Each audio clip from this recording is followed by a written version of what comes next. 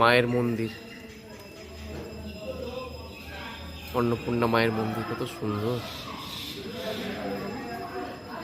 দারুণ দারুণ মন্দিরটা।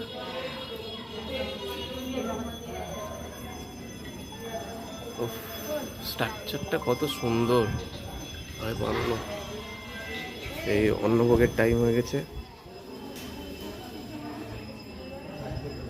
আর ওকে শুধু ছবি তুলে দিতে হবে, ও শুধু ছবি তুলতে আসে।